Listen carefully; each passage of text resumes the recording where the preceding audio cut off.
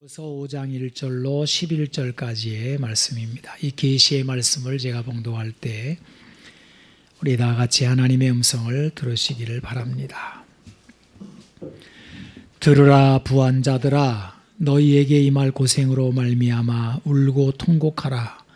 너희 재물은 썩었고 너희 옷은 좀 먹었으며 너희 금과 은은 녹이 슬었으니 이 녹이 너희에게 증거되며 불같이 너희 살을 먹으리라. 너희가 말세에 재물을 쌓았도다. 보라, 너희 밭에서 추수한 품꾼에게 주지 아니한 삭시 소리 지르며 그 추수한 자의 우는 소리가 만군의 주의 귀에 들렸느니라. 너희가 땅에서 사치하고 방종하여 살육의 날에 너희 마음을 살찌게 하였도다. 너희는 의인을 정죄하고 죽였으나 그는 너희에게 대항하지 아니하였느니라. 그러므로 형제들아, 주께서 강림하시기까지 길이 참으라. 보라, 농부가 땅에서 나는 귀한 열매를 바라고 길이 참아 이른 비와 늦은 비를 기다리나니 너희도 길이 참고 마음을 굳건하게 하라. 주의 강림이 가까우니라. 형제들아, 서로 원망하지 말라. 그리하여야 심판을 면하리라. 보라, 심판주가 문 밖에 서 계시니라. 형제들아, 주의 이름으로 말한 선지자들을 고난과 오래 참음의 본으로 삼으라.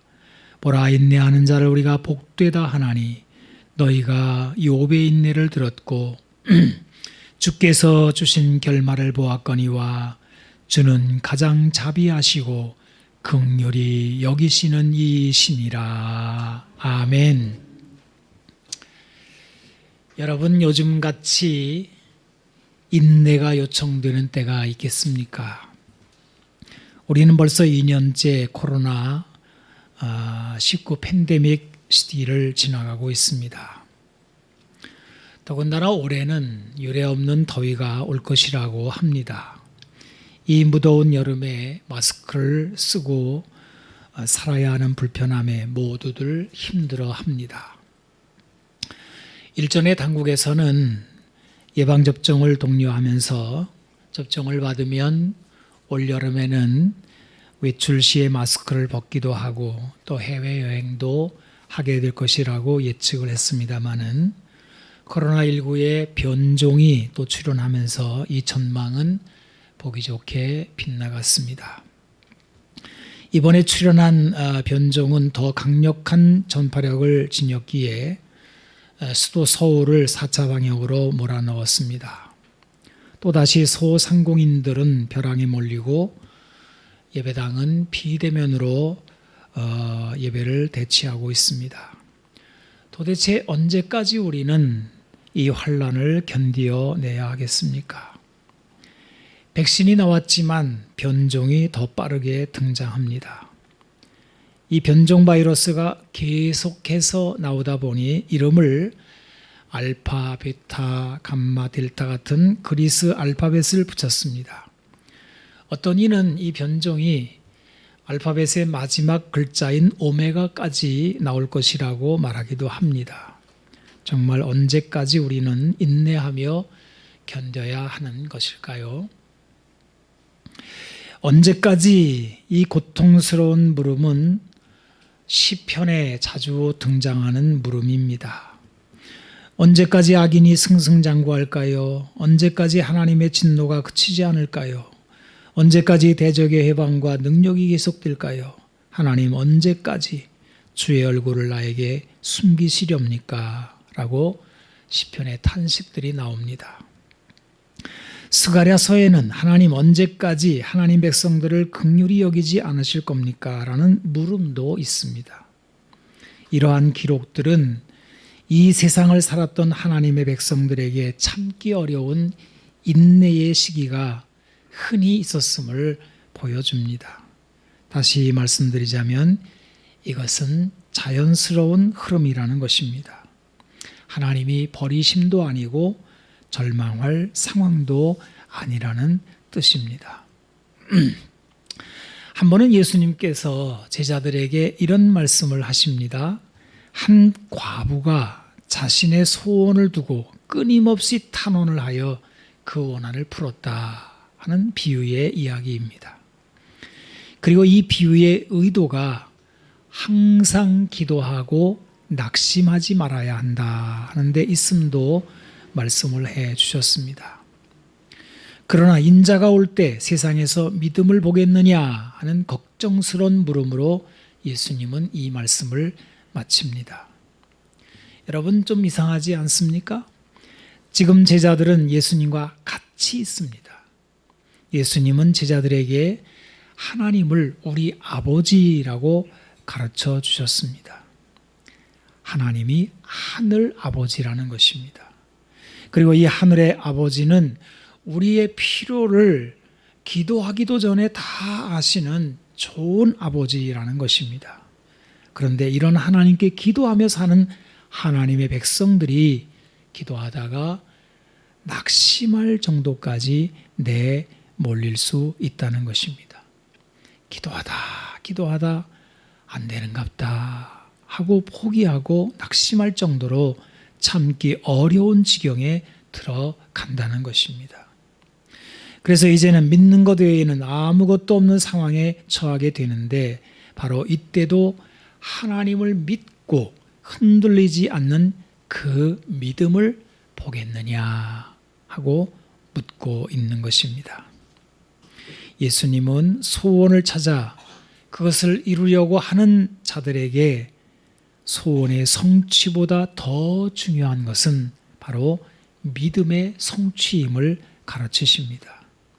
참으로 소중한 터닝 포인트입니다. 믿음의 성취가 소원의 성취보다 더 중요함을 나타내는 성경이 하나 있습니다. 바로 히브리서입니다. 제가 히브리서의 10장 32절에서 39절 말씀을 좀 읽어보겠습니다. 전날에 너희가 빛을 받은 후에 고난의 큰 싸움을 견디어낸 것을 생각하라. 혹은 비방과 환난으로서 사람에게 구경거리가 되고, 혹은 이런 형편에 있는 자들과 사귀는 자가 되었으니, 너희가 갇힌 자를 동정하고 너희 소유를 빼앗기는 것도 기쁘게 당한 것은 더 낫고 영구한 소유가 있는 줄 알미라. 그러므로 너희 담대함을 버리지 말라. 이것이 큰 상을 얻게 하느니라. 너희에게 인내가 필요함은 너희가 하나님의 뜻을 행한 후에 약속하신 것을 받기 위함이라. 잠깐 후면 오실 이가 오시리니 지체하지 아니하시리라. 나의 의인은 믿음으로 말미암아 살리라. 또한 뒤로 물러가면 내 마음이 그를 기뻐하지 아니하리라 하셨느니라. 우리는 뒤로 물러가 멸망할 자가 아니요 오직 영혼을 구원함에 이르는 믿음을 가진 자니라. 나의 의인은 믿음으로 말미암아 살리라. 여러분, 초대교회 교인들에게 바로 이 믿음이 있었습니다. 하나님이 주신 믿음입니다. 죄인인 인간이 하나님 앞에 나아갈 수 없지만 예수 그리스도의 은혜를 통하여 하나님 앞에 나아가 하나님의 나라라는 놀라운 축복을 약속으로 받았습니다. 이것이 믿음의 내용입니다. 이것 때문에, 이 믿음을 받은 것 때문에 초대교회 교인들은 기뻤습니다. 감사했지요. 마음이 넉넉해지고 이웃들에게 이 소망의 마음을 나타내는 삶을 사는 것입니다. 더 낫고 영구한 소유, 이것을 하나님으로부터 약속받은 자들의 아름다운 삶의 모습들이 그들에게 있었습니다. 하지만 이들에게 이렇게 밝은 면만 있었던 것은 아니었지요. 감당하기 어려운 고난과 역경이 이들 앞에 들이닥칩니다. 너희가 빛을 받은 후에 고난의 큰 싸움을 견디어낸 것이라는 말씀이 바로 이 부분입니다. 이들에게 큰 고난의 싸움이 있었다는 것입니다. 사실 오늘을 사는 우리들은 이 초대교회 교인들이 당한 이 고난의 큰 싸움이 무엇인지는 잘 모릅니다. 하지만 히브리서는 이것을 비방과 환난으로서 사람에게 구경거리가 되었다. 너희 소유를 빼앗기는 것도 기쁘게 당했다라고 기록하고 있습니다. 이 고난의 큰 싸움이 실제 생활의 부분인 것을 나타내주는 내용입니다. 초대교회 성도들은 잘 견뎌왔습니다. 그런데 어느 순간부터 이들에게도 인내의 한계가 오기 시작한 겁니다. 유혹의 손길도 뻗쳐왔습니다. 마음이 약해집니다. 그래서 흔들립니다. 예수님이 비유로 말씀하신 것처럼 기도하다가 낙심하기 시작한 것입니다. 히브리서는 여기에 쐐기를 박습니다. 흔들리는 성도들의 믿음을 견고하게 하는 귀한 권면의 말씀이 히브리서를 통하여 주어지는 겁니다. 다시 한번 히브리서 10장 36절을 여러분 한번 같이 여기 자막에 뜨겠다면 한번 같이 읽어볼까요? 자, 같이 읽어보겠습니다. 시작. 너희에게 인내가 필요함은 너희가 하나님의 뜻을 행한 후에 약속하신 것을 받기 위함이라. 오늘 우리가 읽은 이 야고보서의 말씀은 바로 이 인내에 대한 말씀입니다. 인내가 무엇인지를 야고보서는 잘 나타내주고 있습니다. 하나님은 우리에게 인내를 요청하십니다. 하지만 하나님의 그 요청하시는 인내는 무조건 참으라고 윽박지르는 것은 아닙니다. 사실 우리는 인내라는 말을 들으면 그렇게 썩 기분이 내키지는 않습니다. 왜냐하면 그 말에는 강제, 억제가 담겨 있다고 생각하기 때문입니다. 물론 인내라는 말에 이런 것이 아예 없는 것은 아닐 것입니다. 인내에는 확실히 고통스러운 부분이 담겨 있습니다. 하지만 성경이 보여주는 인내는 그것이 다가 아닙니다. 인내의 또 다른 측면이 있습니다. 그 다른 측면을 잘 보여주고 있는 말씀이 히브리서 12장 2절의 말씀입니다. 믿음의 주여 또 온전하게 하시는 이인 예수를 바라보자.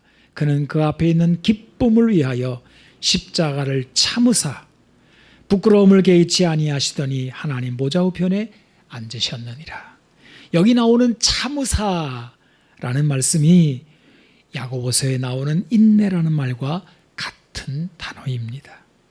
그런데 이 인내를 히브리서에서는 그 인내를 나타내는 장면에서 기쁨이라는 단어를 같이 쓰고 있습니다. 그 앞에 있는 기쁨을 위하여 인내했다는 것입니다.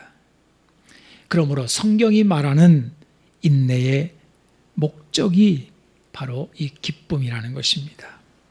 여러분, 성경에는요, 인내를 이야기할 때는 항상 목적을 담고 있습니다.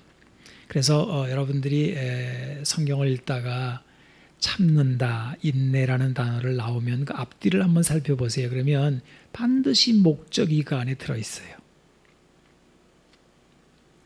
그리고 그 목적은 말할 수 없는 큰 기쁨이라는 것입니다. 지금 당하는 고통을 보상하고도 남는 큰 기쁨이 기다리기 때문에 인내하라는 것입니다. 히브리서 10장에서는 큰 상, 하나님이 약속하신 것이라는 표현으로 나옵니다. 여러분, 시험을 치르는 학생이나 고시생을 보십시오. 얼마나 고생이 많습니까? 인내에 대하여 말하라면 시험 치는 학생들이 본보기 아닙니까? 그런데 학생들이 그 고생을 하며 의자에 엉덩이를 붙이고 인내하는 이유가 무엇입니까? 바로 저 앞에 있는 합격의 영광 때문입니다. 그냥 인내하는 것이 아닙니다. 합격의 영광과 인내가 같은 선상에 있는 것입니다. 하지만 모든 수험생들이 다 합격의 영광을 누리는 것은 아니겠지요. 그래서 수험생들의 인내하는 기간은 동시에 불안의 기간이기도 합니다. 다 합격하는 것이 아니기 때문입니다. 하지만 성경이 말하는 인내, 오늘 우리가 가져야 할 신앙적 인내는 이 부분에서 차이가 납니다. 이미 하나님이 약속하신 보장이 들어있기 때문입니다. 이 보장은 미래적인 것이지만 실은 과거적인 것이기도 합니다. 이미 보장받은 미래라는 뜻입니다. 왜 그럴까요? 그것은 내가 성취한 것이 아니기 때문입니다. 이미 예수님이 십자가에서 우리의 미래의 영광스러운 것을 다 이루셨습니다. 이것을 잘 보여주고 있는 성경이 로마서 5장 1절로 4절까지의 말씀입니다. 그러므로 우리가 믿음으로 의롭다 하심을 받았으니 우리 주 예수 그리스도로 말미암아 하나님과 화평을 누리자. 또한 그로 말미암아 우리가 믿음으로 서 있는 이 은혜에 들어감을 얻었으며 하나님의 영광을 바라고 즐거워하느니라. 또한 이뿐 아니라 우리가 환난 중에도 즐거워하나니 이는 환난은 인내를, 인내는 연단을, 연단은 소망을 이루는 줄 알미로다. 여러분, 어떻게 이보다 더 잘 설명할 수 있겠습니까? 우리는 이미 믿음으로 의롭다함을 얻었다는 것입니다. 앞으로 얻을 것이라는 말이 아니지요. 이미 얻었습니다. 도장 찍었습니다.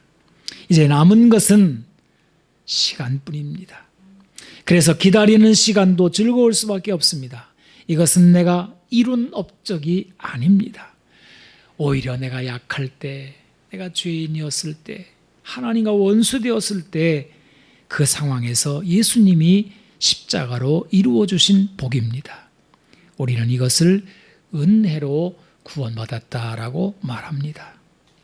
자, 여기서 중요한 것을 말씀을 드리겠습니다. 우리가 은혜로 구원받았다는 것은 확실한 보장이라는 말씀임과 동시에 거기에는 아직 할 일이 남아있다는 뜻이기도 합니다. 그 남아있는 일이 무엇일까요? 바로 우리 안에 있는 불순물의 문제입니다. 은혜로 구원을 받았기 때문에 여전히 우리 안에는 더러운 것들이, 불순물들이 남아있는 것입니다. 다만 하나님이 우리의 있는 모습 그대로를 받으셨을 뿐입니다.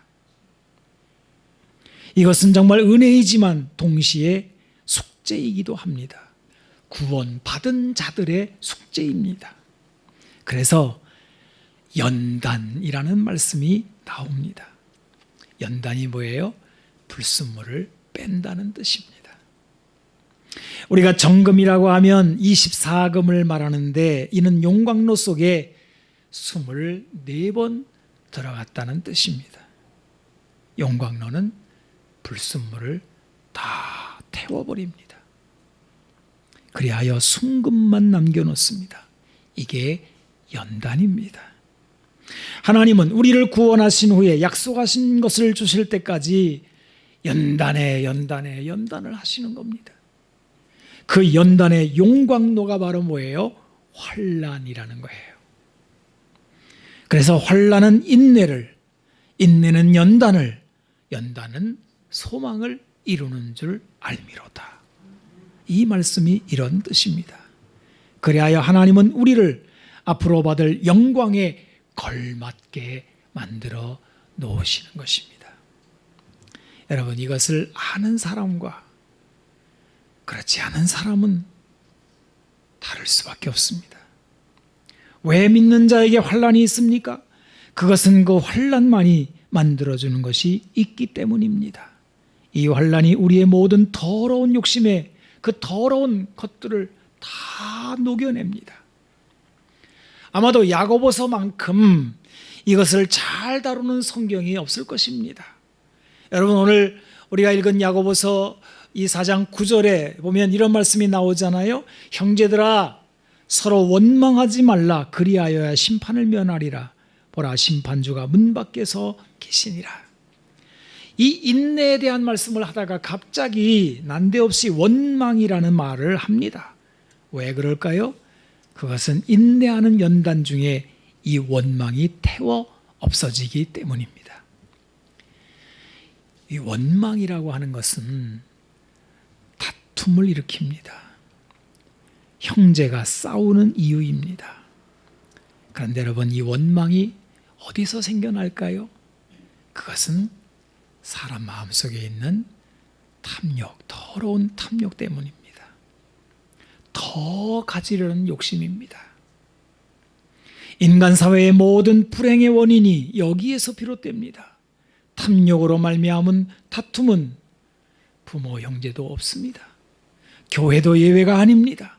그냥 물고 먹습니다. 탐욕과 원망은 하나님의 나라의 원수입니다. 하나님은 이 탐욕과 원망을 환난이라는 용광로 속에 집어넣고 다 태워버리시는 것입니다. 여기에는 인내가 필요합니다. 만약에 이 용광로가 뜨겁다고 뛰쳐나가면 말짱 도루묵이 됩니다. 부자가 되려는 욕망은 그렇게 쉽게 타버리지 않습니다. 또한 이 욕망은 아주 간교하기도 합니다. 선한 포장지를 덮어쓰고 자기를 정당화하면서 탐욕을 부리기도 합니다. 그래서 우리들이 불시험을 당할 때 몸부림을 치는 거예요. 하나님, 내가 뭘 잘못했기에 이런 환난을 당하는 것입니까? 하나님, 선한 일을 위하여 벌인 일인데 왜 안 도와주시는 것입니까? 라고 말하면서 하나님까지 원망하는 거예요. 마치 자기는 선한데 하나님이 불의하시거나 인색하시다는 억지를 부리고 있는 것입니다. 그래서 야고보는 여기에 한 명을 등장시켜요. 바로 욥이라고 하는 인물입니다. 여러분, 욥은 말할 수 없는 환난을 당하지 않습니까? 이런 환난을 당할 불의한 일이 없다는 몸부림을 그는 치지요. 하지만 하나님이 욥에게 나타나셔서 아주 뒷부분에 30장 후반에 가게 되면 드디어 하나님이 나타나시는데 너 잘했다 라고 말하지 않아요. 너 잘났다라고 하지 않습니다. 오히려 하나님은 욥에게 나타나셔서 이렇게 말하십니다. 무지한 말로 생각을 어둡게 하는 자가 누구냐. 그러면서 욥의 무지함을 드러내십니다. 욥은 환난을 통과하면서 드디어 이렇게 말하게 됩니다. 내가 바로 무지한 자였습니다. 내가 전에는 하나님을 이론으로 알았는데 이제는 눈으로 주를 뵙습니다. 내가 회개합니다. 라고 말합니다. 여러분, 도대체 욥이 무엇을 회개한 것일까요? 이 동방의 의인이 무슨 회개할 것이 있는 것일까요? 그것은 바로 하나님이 하시려는 일의 무지함을 회개하는 것입니다. 무지는 큰 죄가 될 수 있습니다. 무지는 사탄의 도구가 될 수 있습니다. 하나님이 하시려는 일을 가로막을 수 있기 때문입니다. 이제 욥은 겸손히 하나님을 기다리게 됩니다. 성경은 이것을 욥의 인내, 오늘 본문은 욥의 인내 이렇게 표현합니다. 다시 한번 야고보서 5장 11절을 제가 읽어보겠습니다. 보라, 인내하는 자를 우리가 복되다 하나니 너희가 욥의 인내를 들었고 주께서 주신 결말을 보았거니와 주는 가장 자비하시고 긍휼히 여기시는 이시니라. 여러분, 하나님이 가장 자비하시고 가장 긍휼히 여기시는 분이라는 이것을 결국 욥이 발견하게 된 거예요. 욥은 모든 것을 잃고 바로 하나님이 누구신지를 발견하게 되었습니다. 그것은 하나님이 어떤 분인지를 알게 된 것입니다. 주는 가장 자비하시고 긍휼히 여기시는 이시다. 성경은 뭐라고 말합니까? 마음이 청결한 자가 하나님을 볼 수 있다라고 마태복음에 말씀하고 있습니다. 여러분, 욥은 이전에도 하나님을 안다고 생각을 했어요. 왜? 평생 하나님을 경외했으니까요. 하지만 그가 하나님을 본 것은 바로 환난과 고난, 그 인내의 때를 통과한 다음이었습니다.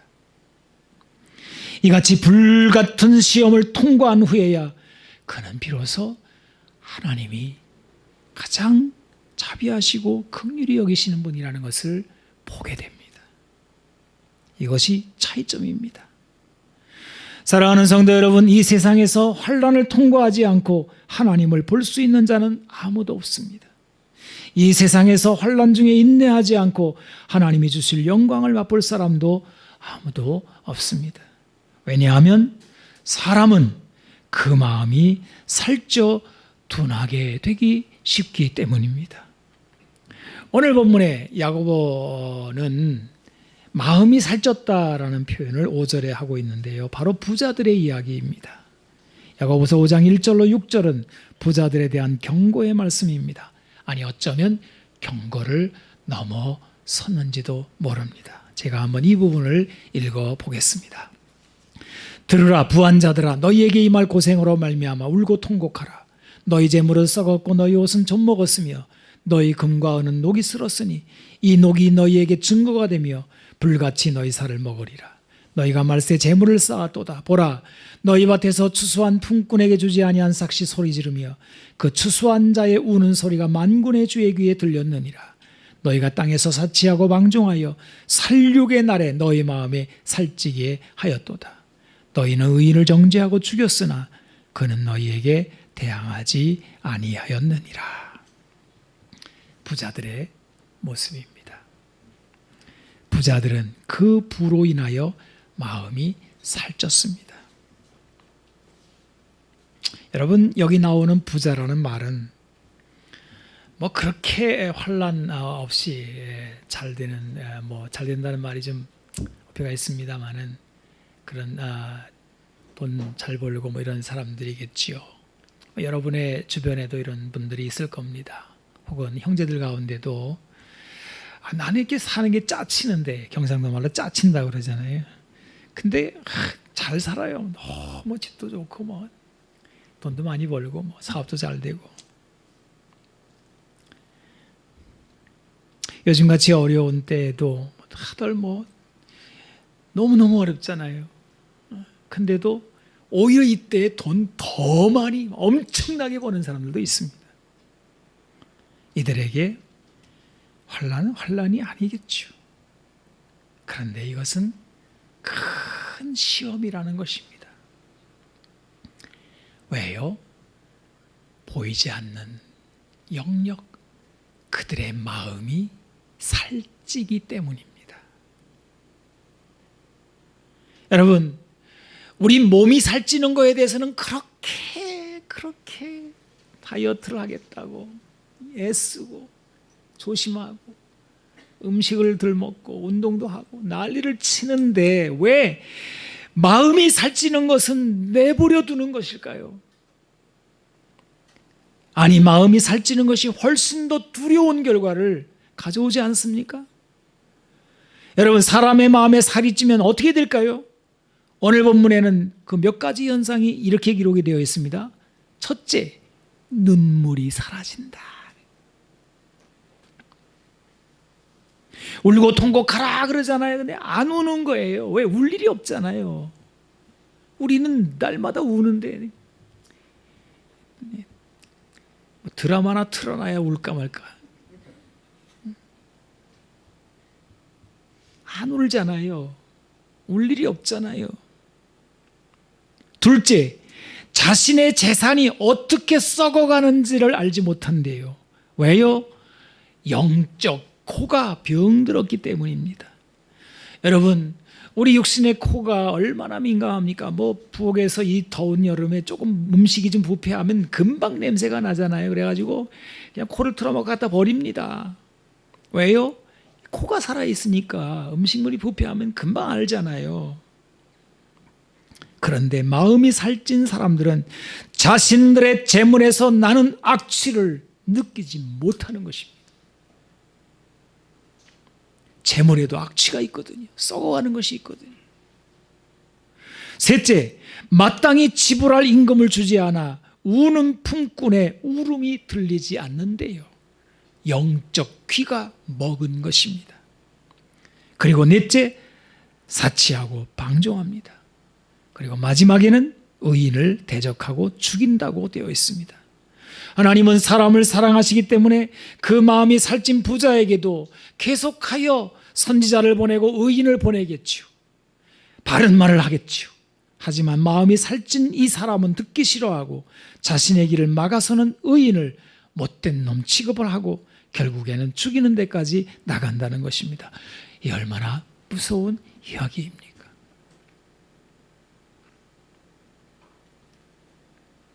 우리가 하나님 말씀을 들을 때 마음이 살찐 사람들은 안 들려요.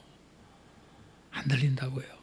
눈과 귀가 코가 다 이게 다 뭐기 때문에 안 들려요. 그래서 끊임없이 이 강단에서 경고하고 하나님이 원하시는 길을 이야기함에도 불구하고 잘 몰라요. 근데 언제 알게 됩니까? 오늘 본문에 마음이 살찐 자를 살찐 짐승에 비유합니다. 여러분, 돼지가 살찌는 이유는 무엇입니까? 단 한 가지 아닙니까? 잔칫날에 잡기 위한 것입니다. 환난의 때 아무 걱정 없는 부자는 바로 살찌우는 돼지 같다는 것입니다. 하나님은 이런 자들에게 경고하시는 것입니다. 인내는 살찐 돼지 같은 인생을 욥과 같이 만들어 줍니다. 그래서 성경은 인내하는 자를 일컬어서 복되다 라고 말한 것입니다. 하나님은 환난을 허락하시고 환난 중에 길이 참으라고 하시는 그 복입니다. 우리는 인내를 복으로 여기는 것입니다. 오늘 성경에 보니까 인내도 그냥 인내가 아닌 거예요. 길이 참으라 그래. 이 길이 참으라는 말씀이 한 번도 아니고 두 번도 아니고 세 번 계속 연거푸로 나옵니다. 여러분, 아브라함은 오래 참아 약속을 받았다라고 히브리서에 말하고 있습니다. 여러분이 아시다시피 아브라함은 75세 때 이제 약속을 하나님께 받잖아요. 아브라함아, 내가 너에게 복을 주겠다. 너의 자손을 주겠다. 그런데 자그마치 25년 후에 받습니다. 하나님은 처음 약속을 주실 때 이렇게 말씀하셨어요. 히브리서 6장 14절 15절 보게 되면 이르시되 내가 반드시 너에게 복주고 복주며 너를 번성하게 하고 번성하게 하리라 하셨더니 그가 이같이 오래 참아 약속을 받았느니라. 이게 이제 75세 때 내가 복줄게 반드시 하나님은 뭐 맹세하실 분이 맹세를 할 필요가 없으신 분이니까 그냥 반드시 복주고 반드시 복주고 이렇게 했거든요.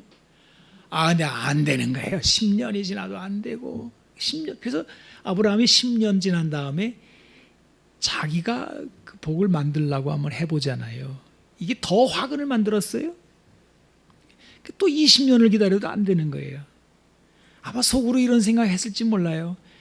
에이, 하나님의 약속이 어디 있나?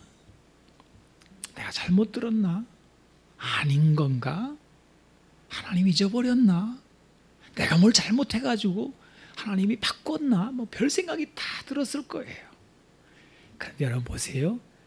하나님은 가장 신실하신 분이시다. 그래. 약속을 변개치 않으신대요. 그래서 그는 25년이 지난 100세의 아들 이삭을 선물로 받습니다. 25년. 우리에게도 25년이라면 길고도 지루한 세월일 것입니다. 그런데 하나님은 처음 약속을 주실 때 반드시 복주고 복주며라고 말씀하셨어요.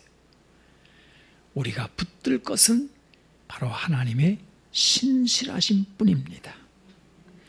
25년이라는 세월이 커 보이지만 사실은 그보다 더 큰 것은 하나님의 신실하심입니다.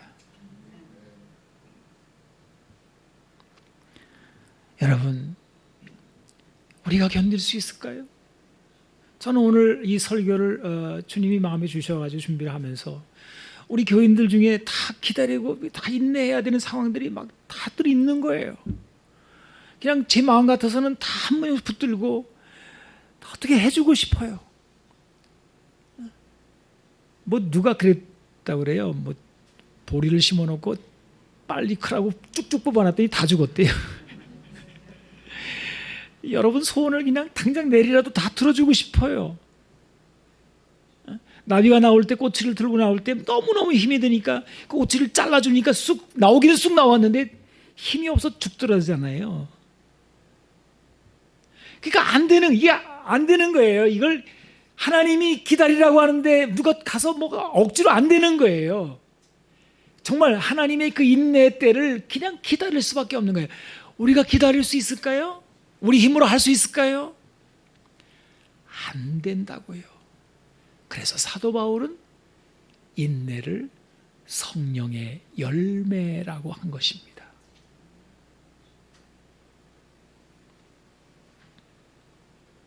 나는 견딜 수 없지만 내 안에 성령께서 견디게 해 주신다는 것입니다. 우리는 그 성령께 인내를 의탁할 수밖에 없습니다. 하나님, 내 힘으로는 할 수 없어요. 나는 너무 조바심이 많아가지고 미칠 것 같아요. 죽을 것 같아요. 낙심할 것 같아요. 그런데 성령께서 하나님의 약속의 그 영광스러운 것, 아직 성취되지 않았지만 그것을 밝히 보게 하시고, 내가 받은 은혜가 얼마나 귀한지 알게 하시고, 내가 이루려고 하는 것보다 훨씬 더 좋은 것을 주시려고 하는 그 하나님의 약속을 나로 알게 하셔서 기쁨으로 견디게 해 주시옵소서. 성령님 도와주십시오. 이렇게 할 수밖에 없다는 것입니다. 성령님은 우리 앞에 있는 큰 즐거움을 보여주시는 분입니다. 그래서 견디게 하십니다. 성령님은 그 무엇보다도 하나님이 어떤 분인지를 날마다 가르쳐 주시는 분이십니다. 그래서 우리는 참고 견딜 수 있습니다. 오늘 그 하나님을 이렇게 기록하고 있습니다. 주는 가장 자비하시고 긍휼히 여기시는 이시니라. 기도하겠습니다. 하나님, 감사합니다. 정말 견디기 어려운 이 혼란의 때를 저희들이 지나면서 또 하나님 주시려고 약속하신 것을 위하여 기도하고 또 기도하고 바라고 기다리다가 주님 일이 틀어지고 또 생각대로 되지 않고 여전히 얼마나 더 기다려야 되는지 답답할 때 우리가 마음이 낙심하기 쉽사오니 주여 우리를 불쌍히 여겨 주시옵소서. 하나님, 주님이 이미 우리 안에 이루어 주신 그 영광스러운 일이 기다리고 있다는 것을 성령께서 밝히 알게 하여 주셔서 기쁨으로 기다릴 수 있는 힘을 더하여 주시옵소서. 지금 우리 눈에 보이지 아니하지만 하나님이 이루실 놀라운 일들을 기대합니다. 주여 우리 성도들이 기도하며 주님이 기쁨을 인내하는 자가 복되다는 사실을 한순간도 잊지 않게 하여 주시옵소서. 무엇보다도 지혜 주시기를 원합니다. 하나님, 아브라함이 10년 후에 실수한 것처럼 그렇게 실수하지 않도록 조바심 내지 않도록 인도하여 주시고 하루하루 주님과 동행하는 저희들이 되게 하여 주옵소서. 우리 구주 예수님의 이름으로 기도하옵나이다. 아멘. 아멘.